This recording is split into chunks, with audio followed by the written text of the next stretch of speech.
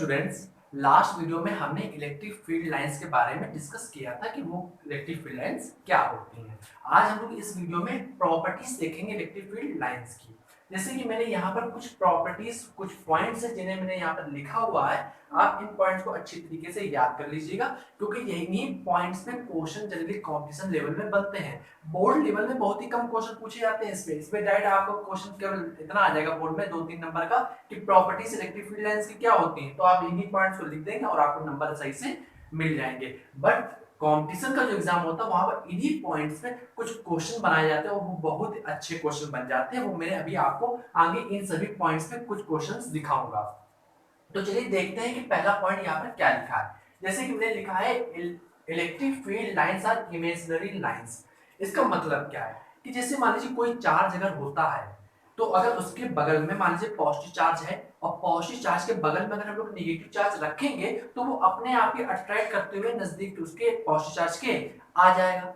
अब चूंकि वो चार्ज नजदीक आ रहा है तो उसको कोई खींच के नहीं ला रहा है, कोई रस्सी बीच में नहीं बंधी है। वहां पर इसी प्रकार की लाइंस होती हैं जो कि हमें दिखती नहीं है, बट वो लाइंस वहां पर एग्जिट कर रही होती हैं। तो हमने केवल वहां पर कल्पना कर लेते हैं, इमेजिन कर लेते हैं कि यहाँ पर इस प्रकार की लाइंस होगी जो कि इस चार्ज को खींचते हुए ला रही है नेगेटिव चार्ज को। तभी कहां पर इमेजिनरी लाइंस कहा जाता है इलेक्ट्रिक फील्ड लाइंस को। ये हमें दिखती नहीं, कैसी होती है इस बारे में कुछ कहा नहीं जा सकता।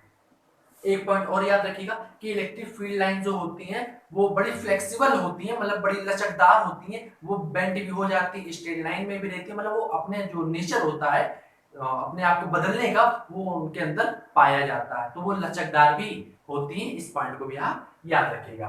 दूसरा पॉइंट देखिए क्या लिखा है। इस पॉइंट पे मैं अभी आपको क्वेश्चंस दिखाऊंगा इन सभी पॉइंट्स पे कि कैसे क्वेश्चन बनते हैं। जैसे सेकंड पॉइंट लिखा है the direction of tangent draw at any point of electric field lines represent direction of net electric field at that point. मतलब क्या है कि अगर कोई इलेक्ट्रिक फील्ड लाइन अगर है और वहां पर अगर कोई पॉइंट को अगर हम लोग पकड़े और उस पॉइंट पर अगर टेंजेंट खींचे तो जो टेंजेंट की डायरेक्शन होती है वो कहलाती है आपकी इलेक्ट्रिक फील्ड की डायरेक्शन। आई थिंक आपको पॉइंट समझ में आ गया होगा कि इलेक्ट्रिक फील्ड लाइन पे किसी पॉइंट पर टेंजेंट खींचते हैं तो जो टेंजेंट की डायरेक्शन होती है वही हमारी इलेक्ट्रिक फील्ड की डायरेक्शन होती है। थर्ड पॉइंट क्या कहता है देखिए, electric field density in any region is directly proportional to the present magnitude of the charge and electric field intensity। मतलब क्या है इसका कि मान लीजिए कोई इलेक्ट्रिक फील्ड लाइंस बनी है कहीं पर, है वहां पर, और इलेक्ट्रिक फील्ड लाइन कहीं हो सकता है नजदीक है, कहीं दूर है, कहीं फिर नजदीक आ गई, फिर दूर हो गई। तो जहां पर नजदीक होंगी इलेक्ट्रिक फील्ड लाइन वहां पर इलेक्ट्रिक फील्ड की जो इंटेंसिटी होती है वो बहुत ज्यादा होगी। जहां दूर होगी इलेक्ट्रिक फील्ड लाइन वहां पर इलेक्ट्रिक फील्ड की इंटेंसिटी कम होगी। तो यहाँ पर वही पॉइंट लिखा है कि इलेक्ट्रिक फील्ड की जो डेंसिटी है जहां पर ज्यादा होगी वहां पर इलेक्ट्रिक फील्ड की इंटेंसिटी भी ज्यादा होगी। अगला पॉइंट देखते हैं क्या लिखा है two electric field lines never intersect. This is because at the point of intersection there will be two possible tangent. The direction of tangent is direction of electric field. Hence, at same point, two direction of same electric field is not possible. In fact, intersecting as well as touching line are not possible. इसका मतलब क्या है कि दो electric field lines अगर हम लोग बनाते हैं तो वो कभी भी एक दूसरे को ना ही काटेंगी ना ही टच करेंगी। क्यों नहीं होगा? अगर लाइंस अगर कट कर देती हैं आपस में एक दूसरे को तो जो कटने वाला जो बिंदु होगा, जो कटान वाला जो पॉइंट होगा, उस पॉइंट पर दो टेंजेंट खींची जा सकती है। और जैसे कि अभी हमने सेकेंड वाला पॉइंट ही पढ़ा था, टेंजेंट जो होता है उसकी जो डायरेक्शन होगी वो इलेक्ट्रिक फील्ड की डायरेक्शन होती है। अगर काटने वाले पॉइंट पर हम लोग टेंजेंट खींचेंगे तो दो टेंजेंट आएंगी, और दो टेंजेंट मतलब कि एक ही पॉइंट पर दो डायरेक्शन इलेक्ट्रिक फील्ड की होगी, जो कि कभी संभव नहीं होता। इसी प्रकार यहाँ पर लिखा है ना ही कट कर सकती है ना ही वो एक दूसरे को टच कर सकती है। आगे क्या लिखा, अगला पॉइंट देखते हैं कि parallel equidistance electric field line represent uniform electric field intensity. इसका मतलब क्या है कि अगर देखिए इलेक्ट्रिक फील्ड जो होती है वो हमें दो प्रकार की होती है, एक होता है यूनिफॉर्म और एक होता है वेरिएबल। यूनिफॉर्म क्या होता है कि डायरेक्शन और मैग्नीट्यूड दोनों अगर सेम अगर है तो वो यूनिफॉर्म इलेक्ट्रिक फील्ड होती है। और अगर उनमें से अगर कुछ भी अगर चेंज हो गया, या तो मैग्नीट्यूड बदल जाए या फिर डायरेक्शन बदल जाए, तो वहां पर जो इलेक्ट्रिक फील्ड होगी, या फिर जिसे हिंदी में कहते हैं वैद्युत क्षेत्र, वो वेरिएबल वाला बन जाता है। तो आपको याद रहेगा दो प्रकार के इलेक्ट्रिक फील्ड होंगे हमारे पास, एक होता है कांस्टेंट और एक होता है वेरिएबल। कांस्टेंट मतलब कि यूनिफॉर्म, यूनिफॉर्म कौन सा होगा जिसमें डायरेक्शन भी ना कभी बदले और उसका जो मैग्नीट्यूड है वो भी सेम रहना चाहिए। अगर ये दोनों सेम है, कभी चेंज नहीं होते हैं, तो यूनिफॉर्म इलेक्ट्रिक फील्ड होगी। अगर इनमें से अगर कुछ भी अगर एक बदल गया तो वहां पर वेरिएबल इलेक्ट्रिक फील्ड बनेगी आगे। अगला पॉइंट देखते हैं क्या लिखा है कि work done by any force for a circular trip या round trip should be zero in electric field as electric field is conservative। इसका मतलब क्या है कि अगर इलेक्ट्रिक फील्ड लाइन कहीं अगर बनी अगर हुई है, तो इलेक्ट्रिक फील्ड लाइन में अगर आप कोई वर्क करते हैं सर्कुलर में, तो वहां पर उसका जो वर्क डन होता है वो हमेशा जीरो बनेगा। ये बात को याद रखिएगा हमेशा। तो इलेक्ट्रिक फील्ड लाइंस के अंदर कभी भी राउंड ट्रिप में या सर्कुलर में कोई भी वर्क अगर किया जा रहा होगा, तो वहां पर वर्क हमेशा कितना आएगा, जीरो आएगा।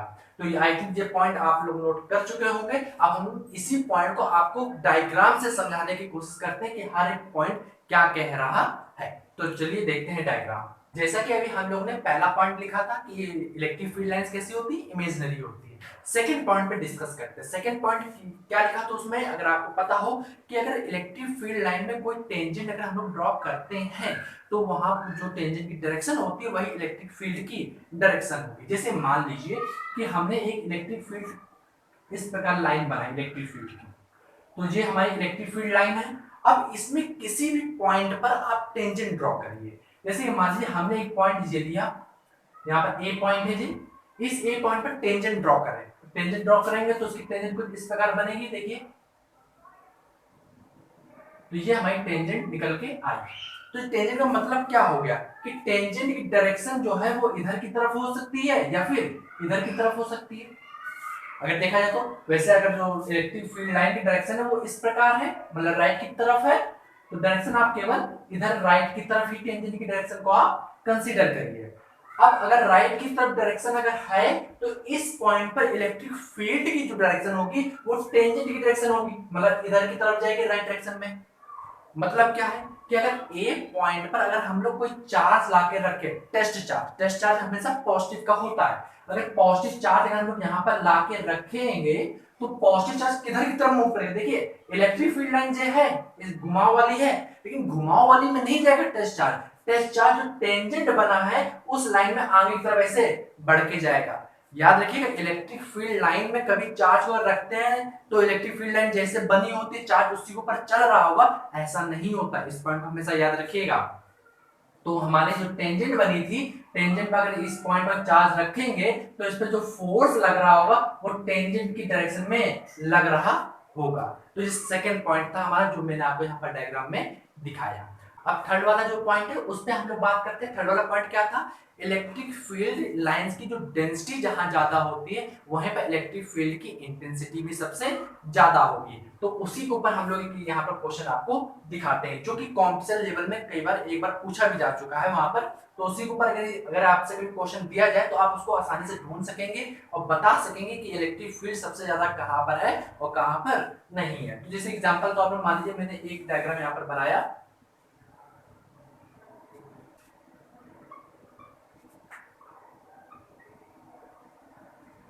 जैसा कि आप देख रहे होंगे मैंने यहाँ पर जो डायग्राम बनाया है इसमें इलेक्ट्रिक फील्ड लाइंस को मैंने ड्रॉ किया है। अगर आपसे पूछूं कि ये इलेक्ट्रिक फील्ड लाइन कैसी है, यूनिफॉर्म है कि वेरिएबल है, तो यहाँ पर जो इलेक्ट्रिक फील्ड लाइंस बनी है वो वेरिएबल है। कैसे वेरिएबल है, तो देखिए जैसे मैंने आपको पॉइंट कहा था कि इलेक्ट्रिक फील्ड लाइंस यूनिफॉर्म होती है कि ये कैसे चेक करते हैं, दो पॉइंट्स, उनका मैग्नीट्यूड और डायरेक्शन वो कभी चेंज नहीं होना चाहिए। अगर चेंज नहीं हो रहा है तो वो यूनिफॉर्म इलेक्ट्रिक फील्ड लाइंस होती हैं। लेकिन यहाँ देखिए इस वाली लाइन को, इस वाली और इस वाली लाइन को, इसके बीच देखिए गैप, यहाँ पर गैप ठीक है, लेकिन बीच वाले पार्ट में गैप काफी ज्यादा हो गया इलेक्ट्रिक फील्ड लाइंस का।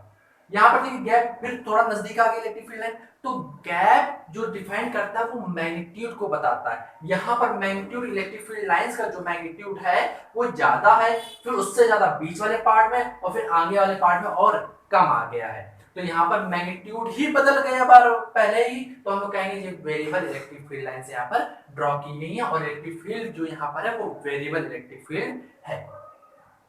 अब देखिए यहाँ पर अगर पॉइंट देखा जाएगा तो पूछा ये गया है आपसे कि इलेक्ट्रिक फील्ड की इंटेंसिटी सबसे ज्यादा कहां पर है, ए पॉइंट पर, बी पॉइंट पर कि सी पॉइंट पर। तो इसको देखने के लिए हम लोग कॉन्सेप्ट याद करेंगे थर्ड पॉइंट वाला, जो प्रॉपर्टी है इलेक्ट्रिक फील्ड लाइंस की वो क्या है कि डेंसिटी सबसे ज्यादा जहां पर होगी वहीं पर इलेक्ट्रिक फील्ड की इंटेंसिटी भी सबसे ज्यादा होगी। तो सी वाला जो पॉइंट है यहाँ पर डेंसिटी सबसे ज्यादा है, देन कंपेयर ऑफ ए वाले पॉइंट के मुकाबले और बी वाले पॉइंट के मुकाबले। तो क्योंकि डेंसिटी मतलब कि जो लाइंस उन्हें देखिए वो कितने नजदीक है कितने दूर है, तो यहाँ पर लाइन सबसे नजदीक है, यहाँ पर काफी दूर आ गई और उससे कम वाला पोर्शन यहाँ पर है। तो यहाँ पर लाइन सबसे नजदीक है तो डेंसिटी भी सबसे ज्यादा होगी। तो सी पॉइंट पर इंटेंसिटी इलेक्ट्रिक फील्ड की सबसे ज्यादा होगी। तो यहाँ पर हम लोग लिख सकते हैं सी पॉइंट पर इंटेंसिटी सबसे ज्यादा। इसके बाद हमारा आता है कौन सा पॉइंट, बी वाला कि ए वाला। तो बी वाले पे तो काफी दूर दूर बनी है, उससे कम तो ए वाला पॉइंट है। तो यहाँ पर फिर हम लोग कहेंगे ए पॉइंट पर इंटेंसिटी इससे कम आएगी और फिर इससे भी कम होगी हमारे पास बी पॉइंट पर इंटेंसिटी। अगर पूछा जाता कि फोर्स कहां सबसे ज्यादा लग रहा होगा, सिंपल बात है, इलेक्ट्रिक फील्ड जहां सबसे ज्यादा होगी वहां पर फोर्स भी सबसे ज्यादा लग रहा होगा। तो सी पॉइंट पर फोर्स सबसे ज्यादा होगा, उससे कम आएगा ए पॉइंट पर, उससे कम आएगा बी पॉइंट पर। तो उम्मीद करते हैं आपको तीसरा वाला पॉइंट भी कंसीडर हो गया होगा और समझ में आ गया होगा कि अगर इस प्रकार का कोई क्वेश्चन दिया जाएगा तो आप वहां पर आसानी से निकाल पाएंगे। मैंने फिर लास्ट वाला जो पॉइंट लिखा था यूनिफॉर्म इलेक्ट्रिक फील्ड क्या होती है और वेरिएबल क्या होती है, मैंने उसको भी आपको यहाँ पर समझा दिया। अब बात करते हैं हम लोग कि जो चौथा पॉइंट था या पांचवा पॉइंट जो हम लोग पढ़ा था कि अगर कोई यूनिफॉर्म इलेक्ट्रिक फील्ड लाइन से कहीं ड्रॉ है, इलेक्ट्रिक फील्ड वहां बनी है और उसमें कोई अगर वर्क करते हैं सर्कुलर में तो उसका जो वर्क डन आता है वो हमेशा जीरो होता है। जैसे कि एग्जांपल तौर पर हमने मान लीजिए एक यूनिफॉर्म इलेक्ट्रिक फील्ड लाइंस को ड्रॉ किया, यहाँ पर जो इलेक्ट्रिक फील्ड है वो यूनिफॉर्म है। यूनिफॉर्म कैसे, इसके बीच का गैप अगर यहाँ पर मैंने कहा डी गैप है तो यहाँ पर भी डी गैप होगा, सब में डी डी गैप दिया गया है। और डायरेक्शन देखिए राइट की तरफ है, गैप मेंटेन मतलब मैग्नीट्यूड मेंटेन है, यहाँ पर मैग्नीट्यूड जो है वही मैग्नीट्यूड यहाँ पर भी है, डायरेक्शन भी सबकी सेम है। तो हम कहेंगे ये यूनिफॉर्म इलेक्ट्रिक फील्ड यहाँ पर बनी हुई है। अब क्वेश्चन ये आता है कि इस इलेक्ट्रिक फील्ड में हमने वर्क किया, वर्क कैसे किया, इस सर्कुलर में वर्क किया, मतलब कि एक स्क्वायर में इस चार्ज को हमने किसी चार्ज को मूव कराया, इस प्रकार देख सकते हैं आप। ये पॉइंट है हमारा ए बी सी डी।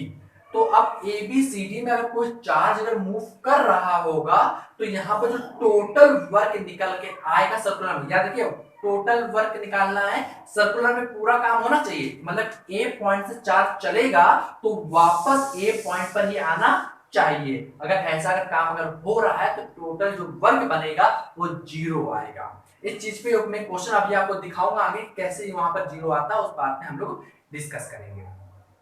तो आई थिंक आपको ये अगला पॉइंट भी समझ में आ गया होगा कि मैंने यहाँ पर कैसे किया है। तो यूनिफॉर्म भी मैंने आपको बता दिया, डेंसिटी के बारे में डिफाइन कर दिया, वर्क के बारे में भी मैंने आपको डिफाइन कर दिया, इमेजिनरी लाइन तो आपको पता ही थी।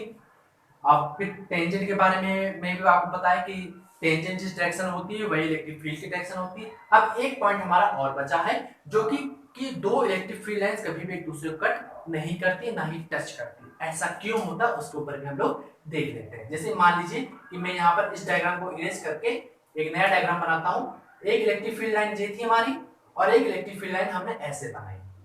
तो आप देख रहे होंगे कि दो इलेक्ट्रिक फील्ड लाइंस है, दोनों इलेक्ट्रिक फील्ड लाइन को हमने यहाँ पर कट करा दिया। अब जब कट हो गया तो कट वाले पॉइंट पर टेंजेंट कितनी खींची जा सकती है ये देखिए। अगर हम लोग जो पहली वाली अगर इलेक्ट्रिक फील्ड लाइन 1 और लाइन 2, अगर लाइन 1 पे अगर टेंजेंट खींचेंगे तो कैसे बनेगी, ये पॉइंट है तो टेंजेंट टच करते हो ऐसे जाएगी, जब हमारी टेंजेंट आ गई T1। अब लाइन 2 पर टेंजेंट खींचेंगे तो वो हमारी आएगी कुछ इस प्रकार, देखिए तो जाके टेंजेंट 2। अगर हम लोग चार्ज को यहां पर लाके प्लस क्यू चार्ज को रखें तो अब जे प्लस क्यू चार्ज के पास जो मूव करने पे जो फोर्स लगेगा वो दो डायरेक्शन में लग रहा होगा, एक T1 वाली डायरेक्शन में भी, क्योंकि टेंजेंट की जो डायरेक्शन होती है वही हमारी इलेक्ट्रिक फील्ड की डायरेक्शन होगी, और इलेक्ट्रिक फील्ड की जो डायरेक्शन होगी वही हमारी आती है फोर्स की डायरेक्शन। तो पॉजिटिव चार्ज जब यहाँ रखा है तो पॉजिटिव चार्ज के पास जाने की दो डायरेक्शंस है, एक T1 वाली डायरेक्शन में और एक T2 वाली। तो ये चार्ज हमारा कंफ्यूज हो जाएगा, तो समझ में ही नहीं आएगा कि कहां पर जाना है और कहां पर नहीं जाना है। तो अभी कहा जाता है कि एक पॉइंट पर दो टेंजेंट खींची जा सकती हैं, और दो टेंजेंट का मतलब दो डायरेक्शन, जो कि कभी संभव नहीं होता है। तो आई थिंक आपको ये भी पॉइंट समझ में आ गया होगा कि जब टच मतलब ना ही टच करती है इलेक्ट्रिक फील्ड लाइन, ना ही एक दूसरे को कट करती है। टच वाले पॉइंट में क्या होता है कि दो इलेक्ट्रिक फील्ड लाइन अगर टच कर रही होंगी तो वहां पर तो टच करने वाले आप ऐसे कह सकते हैं कि जैसे मान लीजिए इलेक्ट्रिक फील्ड लाइन को हमने ऐसे टच करा दिया, तो यहाँ पर तो एक ही टेंजेंट खींची गई इसे, लेकिन अगर चार्ज के बारे में अगर आगे बात करें तो इनका रास्ता बदल जाएगा इलेक्ट्रिक फील्ड लाइंस का। तभी यहाँ पर कंफ्यूजन फिर से जनरेट हो जाता है कि भैया अभी तो पॉइंट सही है, लेकिन इसके आगे वाले पॉइंट पर क्या केस आएगा, थोड़ा सा अगर आगे की तरफ बढ़े, थोड़ा सा पीछे की तरफ आएंगे, तब क्या केस होगा। तो वहां पर फिर से कॉन्सेप्ट इसी प्रकार का लग जाएगा और वहां पर समझ में नहीं आएगा। तो आई थिंक आपको समझ में आ गया होगा कि यहाँ पर कॉन्सेप्ट क्या चल रहा है और क्या नहीं हो रहा है।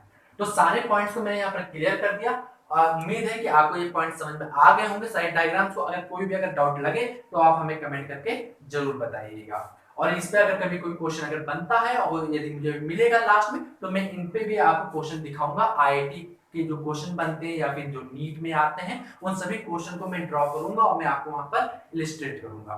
तो उम्मीद करते हैं कि आपको समझ आया होगा। तो चलिए अब मिलते हैं नेक्स्ट वीडियो में नए टॉपिक के साथ।